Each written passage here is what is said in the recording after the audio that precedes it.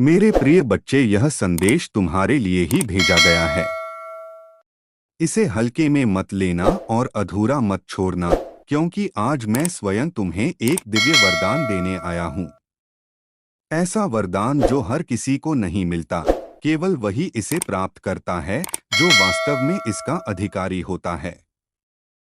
तुम उस अधिकारी आत्मा हो, इसीलिए आज यह वचन तुम्हारे सामने प्रकट हुआ है। तुम्हारे जीवन में तरक्की का मार्ग खुल रहा है। तुम्हारे सारे सपने पूरे होंगे, तुम्हारे प्रयास व्यर्थ नहीं जाएंगे। जिस निस्वार्थ भाव से तुम अपने कर्तव्यों का निर्वाह करते हो, जिस दृढ़ता से अपने कर्मों से मुंह नहीं मोड़ते, वही तुम्हें आगे बढ़ाएगा। तुम जानते हो कि तुम्हारा परिवार तुम पर ही टिका है और तुम अपने सामर्थ्य से उन्हें संभालते हो।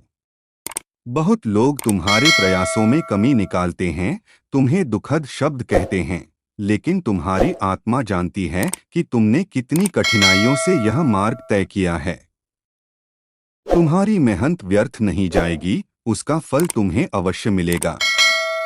तुम्हारे भीतर की रोशनी, तुम्हारा आकर्षक और सरल स्वभाव लोगों को खींच लेता है। तुम जहां भी जाते हो वहां सकारात्मकता का वातावरण फैल जाता है।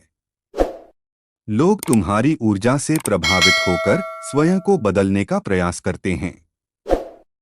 इसी गुण के कारण मैं तुम्हें आशीर्वाद देता हूं कि तुम्हारे घर में सदैव सुख, संतोष और उन्नति बनी रहे। तुम्हारी बुद्धि और परिश्रम तुम्हें हर चुनौती में विजय दिलाएंगे। लेकिन एक बात तुम्हें हमेशा याद रखनी होगी। तुम्हारा यह स्वभाव, दूसरों के लिए अत्यधिक सोचना और उन्हें अपना मान लेना, यही तुम्हारे लिए कई बार पीड़ा का कारण बनता है। तुम्हें यह स्वीकार करना होगा कि सबसे अधिक चोट वही लोग पहुंचाते हैं जिन्हें हम अपने हृदय के सबसे करीब रखते हैं।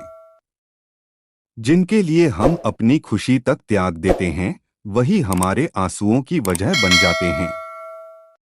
यही जीवन का कठोर सत्य है। इसलिए अब समय आ गया है कि तुम अपनी ऊर्जा को व्यर्थ न बहाओ। यदि सोचना ही है तो अपने भविष्य के बारे में सोचो।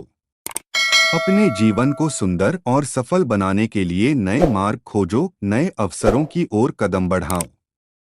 यदि तुम बार बार यही सोचते रहोगे कि लोग तुम्हारे बारे में क्या कह रहे हैं, क्या सोच रहे हैं, तो तुम्हें केवल दुख और निराशा ही मिलेगी। संसार को तुम्हारी चिंता नहीं है, हर कोई अपने स्वार्थ में डूबा है।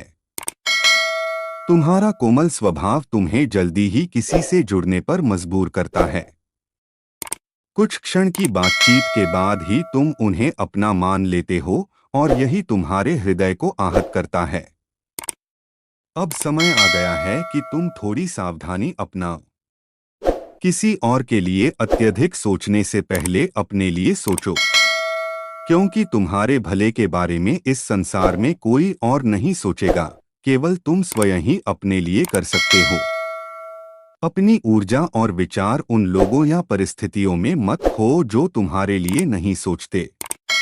अपने आप से प्रेम करना सीखो, अपने भविष्य के लिए परिश्रम करो। यही तुम्हारे जीवन को सार्थक बनाएगा और तुम्हारी आत्मा को शांति देगा। यदि यह वचन तुम्हारे हृदय को छू गया है तो इसे अपने जीवन में उतारो और श्रद्धा से कहो, हर हर महादेव।